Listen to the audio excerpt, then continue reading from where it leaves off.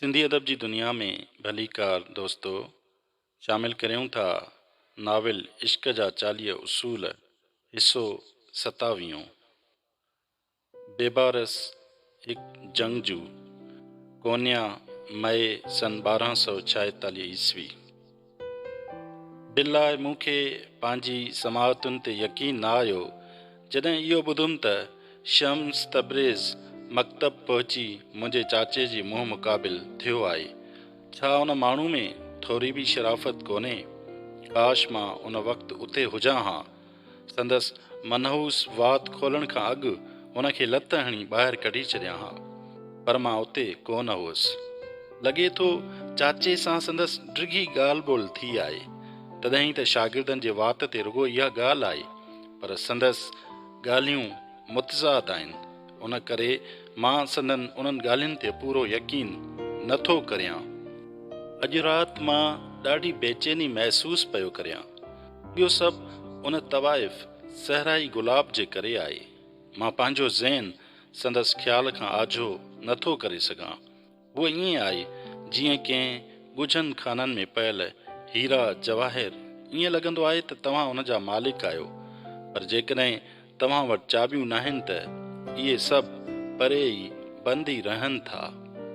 तोड़े जो हूअ मुंहिंजी ॿाहुनि में हूंदी आहे, पर पोइ बि उन ताईं रसाई नाहे थी सघंदी।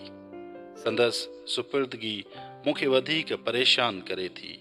मां पाण खां इहो सवाल कंदो रहां थो त उन मुंहिंजी मार जी मुज़ाहमत छो न कई।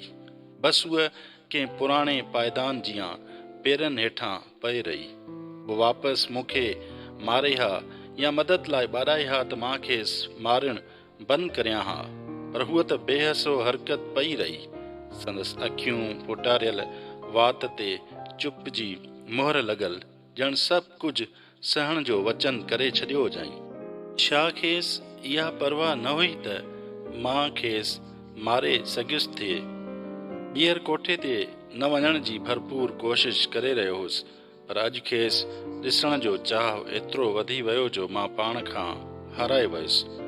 पर ओॾां वेंदे वाट ते इहो सोचींदे पई वियुसि त मूंखे ॾिसी संदसि रद्द अमल कहिड़ो हूंदो जेकॾहिं हुन मुंहिंजी ख़िलाफ़ का शिकायत कई ऐं का गड़बड़ थी वई त मां उन मोटी मालिकियाणीअ खे रिश्वत ॾेई धमकाईंदुसि। मूं पंहिंजे ज़हन में हर शइ सोचे रखी हुई, हर मुमकिन अंदेशे लाइ तयारु हुउसि, सवाइ उन जे त हूअ भॼी वई हूंदी। सहराई गुलाब हिते कोन्हे। छा मतिलबु आहे तुंहिंजो? उहा किथे आहे? मां ॼण फाटी पियुसि। उन तवाइफ़ खे विसारे छॾ। मालिकियाणी वात में पान विझी पंहिंजूं आङिरियूं चटींदे चयो। मूंखे उदास ॾिसी उन नरमीअ वचां चयो, बेबारस तूं ॿियनि छोकिरियुनि खे छो नथो ॾिसीं? मूंखे तुंहिंजूं ॿियूं बेकार कोठे वारियूं न खपनि। थुली ॾाइण मूंखे सहराई गुलाब जी ज़रूरत आहे। मां खेसि हाणे जो हाणे हिते ॾिसणु चाहियां थो।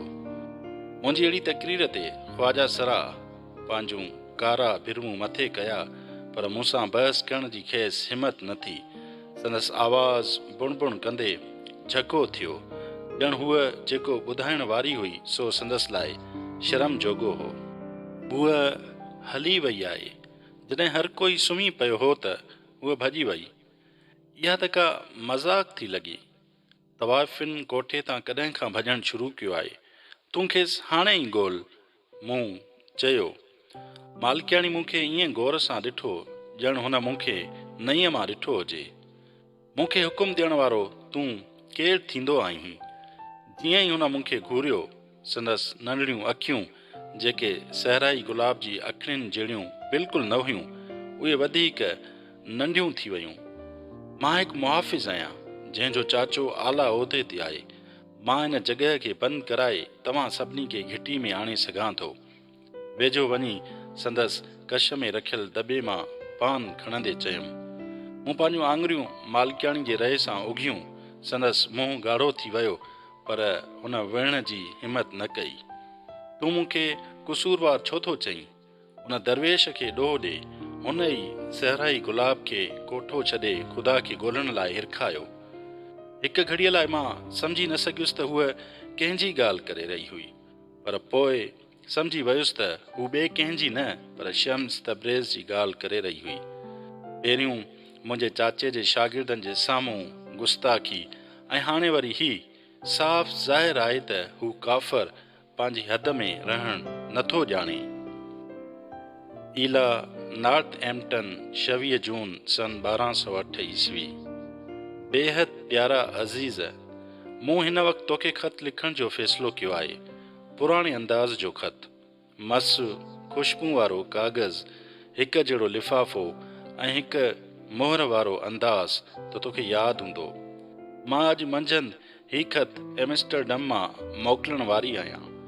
मूंखे इहो हींअर ई करिणो पवंदो, छो त जेकॾहिं मूं देरि कई त पोइ मूंखे डपु आहे मां कॾहिं बि न मोकिले सघंदसि। पहिरीं तव्हां कंहिंसां मिलो, को अहिड़ो जेको तव्हांजे इर्द गिर्द मौजूदु सभिनी माण्हुनि खां मुख़्तलिफ़ आहे, जेको शयुनि खे बिल्कुलु ॿी निगाह सां पसे ऐं तव्हांखे बि उन नुक़्ताए नज़र सां ॾिसण ते राज़ी करे।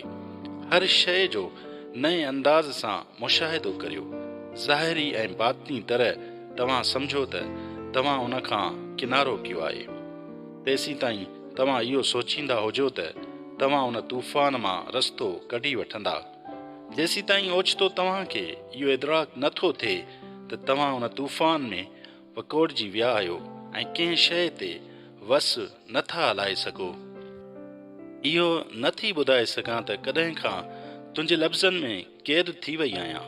बसि सिर्फ़ु इहो ॼाणा थी त मुंड खां ई पंहिंजी लिख पढ़ मूंखे मटाए छॾियो आहे।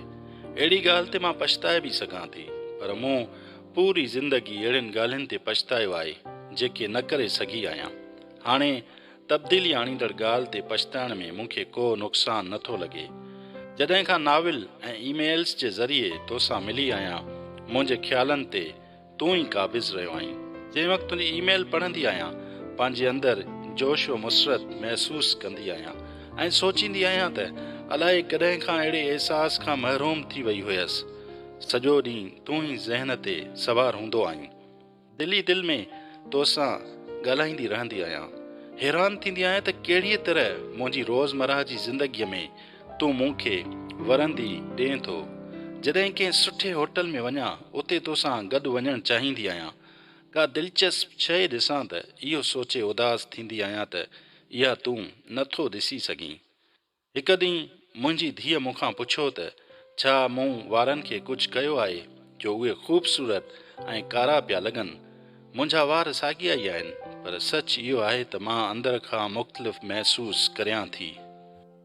पोइ मां पाण खे इहो यादि ॾियारींदी आहियां त असीं त अञा मिलिया बि न आहियूं ऐं इहा ई ॻाल्हि मूंखे हक़ीक़त ॾांहुं वापसि आणे थी। ऐं इहो बि सच आहे त मां नथी ॼाणां त मूंखे छा करणु घुरिजे। मूं तुंहिंजो नाविल पढ़ी पूरो करे छॾियो आहे ऐं रिपोर्ट बि तयारु आहे। अड़े हा, मां उन ते इदारे पारां हिकु रिपोर्ट लिखी रही हुअसि ऐं हिकु वक़्तु हो जॾहिं मां पंहिंजी राय तोसां वंडणु चाहियां पई, या घटि में घटि रिपोर्ट तोखे ॾेखारणु चाहियां पई। पर पोइ इहो सोचियमि त ईअं सही न हूंदो। जेतोणीकि पंहिंजी रिपोर्ट जो तफ़सील तोखे नथी ॿुधाए सघां, पर पोइ बि तोखे ख़बर हुअणु घुरिजे त मां तुंहिंजे किताब सां प्यारु करियां थी। एतिरी फ़रहत ॾियण लाइ महिरबानी। तुंहिंजा लफ़्ज़ सदाईं मूंसां गॾु रहंदा। बहरहाल, मुंहिंजे ख़त लिखण वारे फ़ैसिले में मिठड़ी गुस्ताखी जो को अमल दख़ल कोन्हे, या शायदि सॼो उन जे करे ई आहे। जंहिं शइ मूंखे ख़त लिखण ते मजबूर कयो, उहा इहा शइ आहे जेका बि आहे, तुंहिंजो मूं ते ज़बरदस्त असरु थियो आहे ऐं मुंहिंजी ज़ाब्ताए अमल खे मुंझाए छॾियो आहे। हाणे शयूं मुंहिंजे वस खां ॿाहिरि वञणु लॻियूं आहिनि।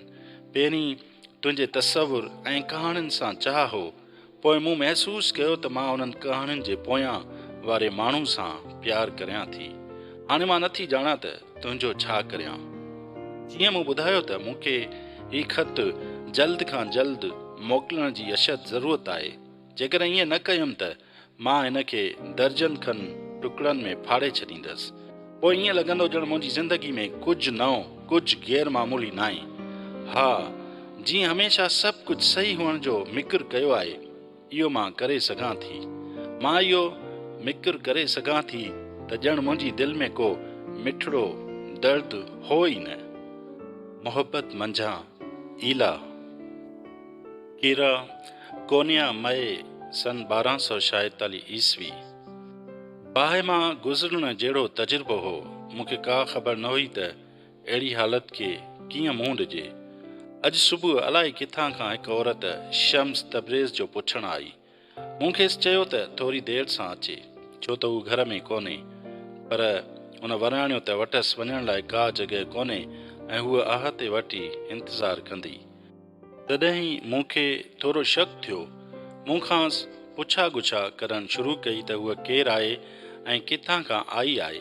हूअ गोॾनि भर किरी पई ऐं पंहिंजो पर्दो हटाए ॾिनल धकियल सुजल मुंहुं ॾेखारणु लॻी। मुंहं ते रहंडनि ऐं ज़ख़्मनि जा निशान हुअण जे बावजूदि उहा ॾाढी हसीन ऐं नाज़ुक हुई। लुड़कनि ऐं सुतकनि में हुन साफ़ साफ़ इहो ई ॿुधायो जंहिंजो मूंखे शक हो। उहा कोठे खां आयल हिकु तवाइफ़ हुई, पर मूं इहा दहशतनाक जॻह छॾे ॾिनी आहे। हुन चयो, मां अवामी गुसल खाने में वयसि ऐं 40 दफ़ा गुसल करे 40 निमाज़ूं पढ़ियमि। मूं मर्दनि खां परे रहण जो कसम खयो आहे। हींअर ऐं हाणे खां मूं पंहिंजी ज़िंदगी ख़ुदा खे सौंपे छॾी आहे। सम्झ में न थे आयो त छा चवांसि। संदसि घायल नेणनि में गौर सां निहारियमि ऐं हैरान थियसि त उहा केतिरी जवान ऐं नाज़ुक हुई। मां कॾहिं अहिड़े क़िस्म जी औरत खे घर जे भरिसां बि न ॾिसणु चाहियां हा, पर हुन में कुझु हो जंहिं मुंहिंजी दिलि खे झूरे विधो। उहा सादगी ऐं मासूमियत जी गॾियल शिकिल हुई जेका अॻु कॾहिं कंहिं में न ॾिठी हुई। संदसि घूरियुनि नासिन अखियुनि मूंखे बीबी मरियम अलैहिस्सलाम जे नेणनि जी यादि ॾियारे छॾी। मूं खेसि धिकारे न सघियसि। मूं खेसि अहाते वटि इंतज़ारु करणु ॾिनो। मां इहो ई करे थी सघियसि। कंहिं संगे मरमर जे बुत जियां बेहसो हरकत ख़ला में घुरींदे भित सां टेक लॻाए वेठी। 1 कलाक खां पोइ शम्स ऐं रूमी जॾहिं चहलकदमी करे वापसि आया त मां तकड़ि में खेनि आयल महिमाननि जो इतला ॾियणु वियसि। छा तूं ईअं चयो त असांजे घर हिकु तवाइफ़ आई आहे? रूमी हैरानगीअ मचां पुछो। जी, चवे थी त मां ख़ुदा जी तलाश में कोठो छॾे चुकी आहियां। ओह, इहा ज़रूरु सहराई गुलाब हूंदी। शम्स हैरत मां न पर ख़ुशीअ मां चयो। तूं हुनखे ॿाहिरि छो विहारियो? खेसि अंदरि वठी अचु।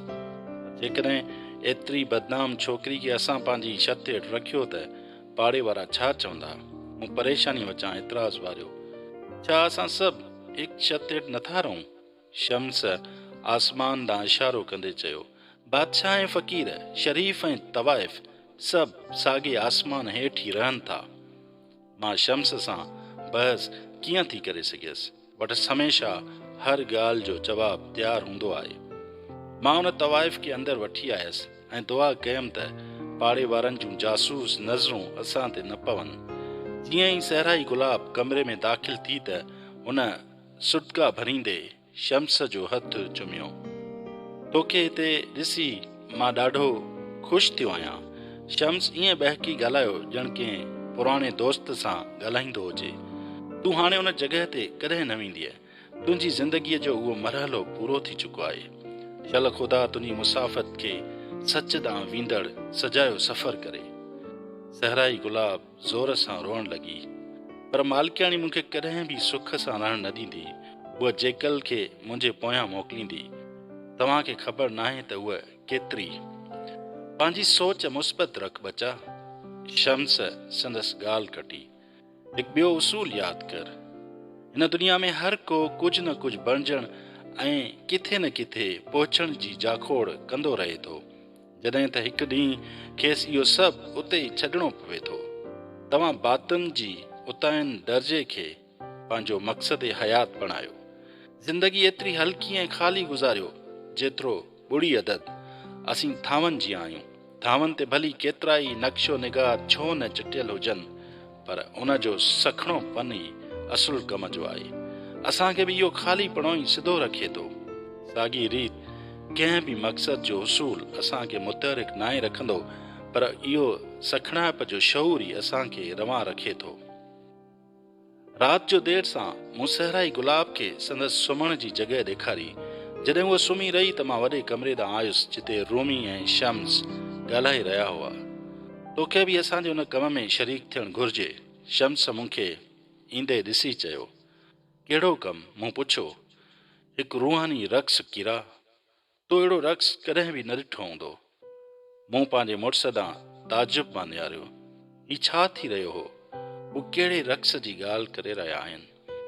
मौलाना, तव्हां मोहतरम आलिम आहियो कि अदाकार न आहियो, माण्हू तव्हांजे बारे में छा चवंदा? मूं चयो। मुंहिंजे मुंहं मां गर्मी निकिरी रही हुई। तूं परेशान न थी, शम्स ऐं मां उन बाबति काफ़ी अरसे खां ॻाल्हाए रहिया आहियूं। असीं दरवेशनि जो रक़्स पेश करणु चाहियूं था। उनखे समाव चइबो आहे। जेको बि मुक़दस मोहबत जी तमन्ना करे थो, इहो असां सां शामिल थी सघे थो। मुंहिंजे मथे में सूर थियणु शुरू थियो, पर इहो सूर दिलि में उथंदड़ दर्द खां घटि हो। जेकॾहिं माण्हुनि खे पसंदि न आयो त पोइ हर कोई रक़्स खे सुठो न आहे सम्झंदो। मूं शम्स खे उन उमेद सां चयो त शायदि हू जेको करण वारो आहे उन ते कुझु असरु थिए, घटि में घटि कुझु अरसे लाइ इहो मुल्तवी थी वञे। हर कोई ख़ुदा लाइ घणो न आहे सोचींदो। शम्स उते जो उते वराणियो। छा असीं उन ते यकीन करण बि मुल्तवी कंदासीं? ऐं इहा उन ॻाल्हि ॿोल जी पछाड़ी हुई। वधीक ॻाल्हाइण लाइ के लफ़्ज़ न हुआ ऐं घर हवा जी सरगोशियुनि सां भरिजी वियो, जेकी भितियुनि ते लॻल पथरनि सां टकराइजी मुंहिंजे कननि में गूंजी रहियूं हुयूं। सुल्तान वलद, कोनिया, जून सन 1246 ईस्वी। बेफ़िक्र थी ॻणती न कर, हुस्न ॾिसंदड़ जी अख में हूंदो आहे। शम्स मूंखे चवंदो रहियो। सभु साॻियो रक़्स ॾिसंदा, पर हर को उनखे ॿी नज़र सां ॾिसंदो। उन करे परेशानी छो? कुझु उनखे पसंदि कंदा, कुझु न कंदा। समाव जी शाम ताईं बि मूं शम्स खे चयो त मां परेशान आहियां त रक़्स ॾिसणु को बि न ईंदो। परेशान न थी, उन ज़ोर भरींदे ॿीहर चयो। शहर जा भली माण्हू मूंखे पसंदि न कंदा हुजनि, उहे मतां हाणे वधीक तुंहिंजे पीउ जा बि आदी न रहिया हुजनि, पर इहे असांखे नज़र अंदाज़ बि न करे सघंदा। संदन तजस्सुस हिते आणींदो ऐं ईअं समाव जी राति मूं खुलियल हाल खे माण्हुनि सां भरियल ॾिठो। वापारी, लोहार, हारी, संगतराश, रंगरेज़, हकीम, पादरी, कुंभार, नानवाई, नुआख्वान, नजूमी, कुआ पकड़ींदड़, अतारी, एतिरे क़दुर जो शेख यासीन बि पंहिंजे शागिर्दनि जे सथ सां गॾु आयो हो। औरतूं पुठियां वेठल हुयूं। मूं मोहतरम केक सरू खे संदसि सलाहकार सां गॾु अॻीं कतार में वेठल ॾिसी सुख जो साहु खयों।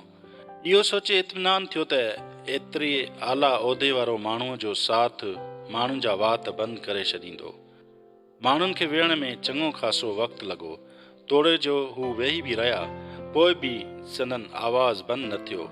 अञा बि माण्हुनि जी बुणबुण अची रही हुई। मां उन कोशिश में हुउसि त उन माण्हू जे भरिसां वियां जेको शम्स जो मुख़ालिफ़ न हुजे। उन करे सलेमान नशई जे भरिसां वञी वेठुसि। उन मां शराब जी धप पई आई, पर मूंखे ख़राब न लॻो।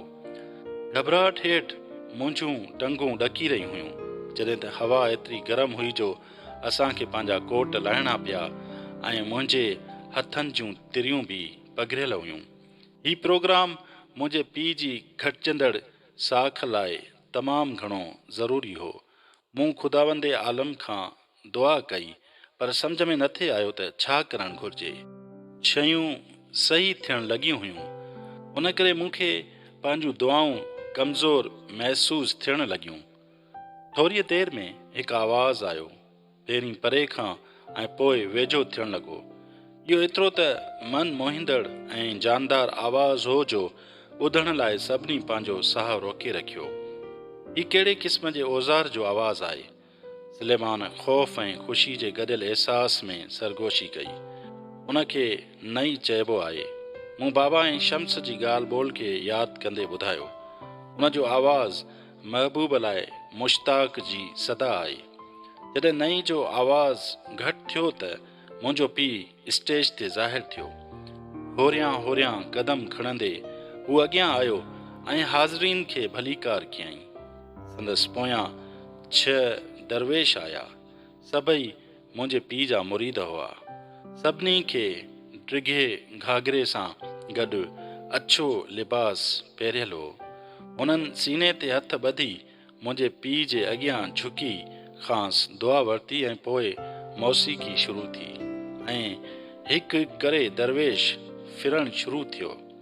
पहिरीं होरियां होरियां, पोइ हवा से बाख़्ता करण जी हद ताईं संदन अछा घाघरा कंवल जे गुल जियां खुली रहिया हुआ। इहो हिकु मंज़र हो। मां फ़ख़्रु वचां मुस्कुराइण ऐं मज़ो वठणु लॻुसि।